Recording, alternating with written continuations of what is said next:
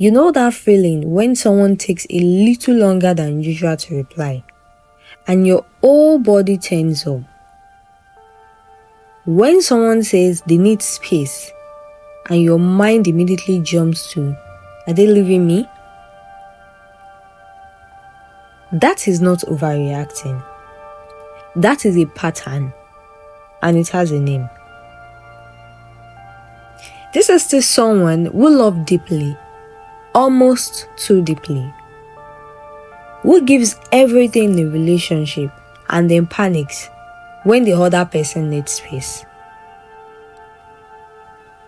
This same person reads silence as rejection, interprets a delayed reply as proof that they are about to be left alone. I'm pretty sure it sounds familiar, right? This is the wounded child shadow. It was actually formed early, long before romantic relationship existed. A child who learned through experience that love is not guaranteed, that people get to leave, that closeness can be taken away even without warning. Psychologists call this anxious attachment, but Jung saw something deeper underneath it. It is not just fear of being left, it is a fundamental belief that is formed in childhood that you are always safe when someone stays.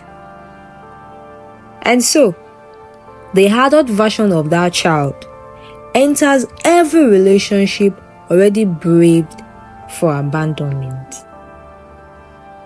They do not love freely, they love defensively.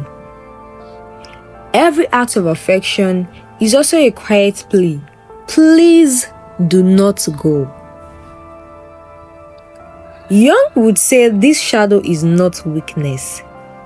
It is an old protection strategy that outlived its usefulness.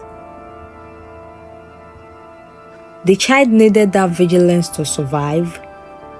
The adult is exhausting themselves, maintaining it. And here's the most painful part. The very behaviors the wounded child uses to keep people close, the clinging, the constant reassurance seeking, the inability to let someone simply have space. These are the exact behavior that push people away. The wound creates the thing it fears the most. The second phase. This phase looks very different on the surface. This person does not cling, they push. They are independent, self-sufficient. They do not need anyone, or so they tell themselves.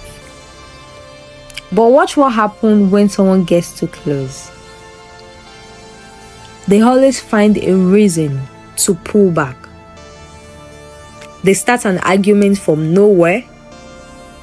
They become critical, suddenly noticing every flaw in the person they are just drawn to. They create distance before the other person can. This is the controller's shadow. And it is not about control at all. Underneath the self-sufficiency is the same fear as the wooden child, the terror of being abandoned. The difference is the strategy. The wounded child clings to keep people from leaving. The controller leaves first, so they never have to experience being left.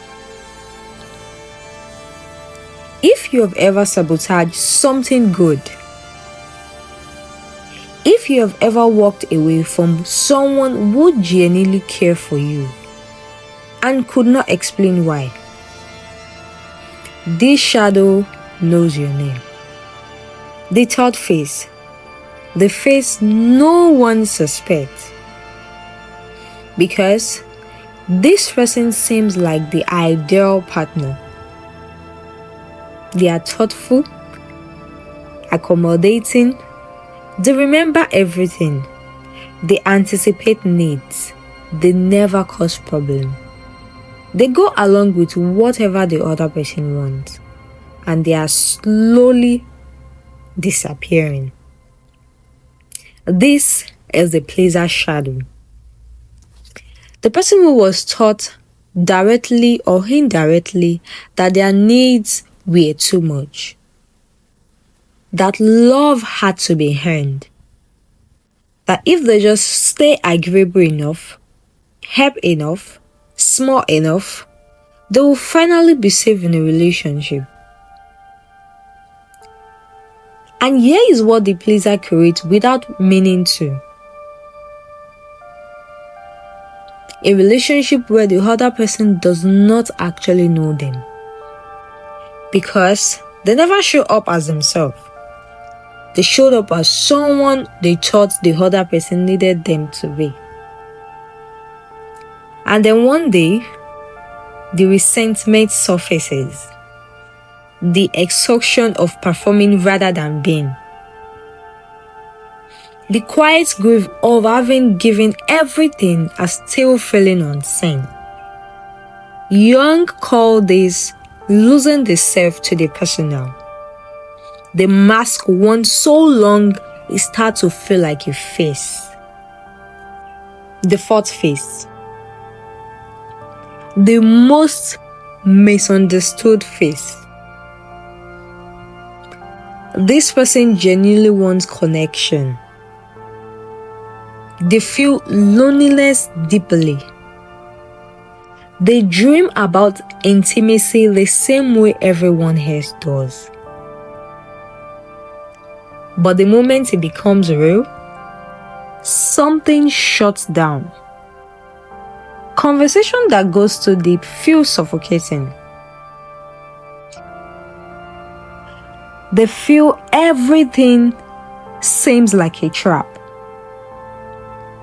Emotional closeness triggers an almost physical need to withdraw.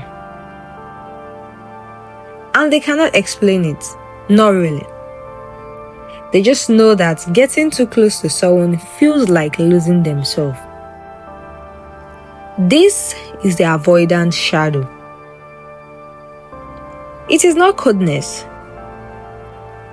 It is not arrogance.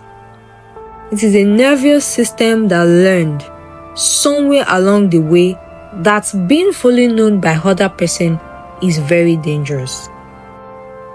So rather than, it protects itself the only way it knows how. It stays close just enough to feel connection, and just far enough to feel safe. The shadow isn't your enemy. It is actually the part of you that is still waiting to be understood.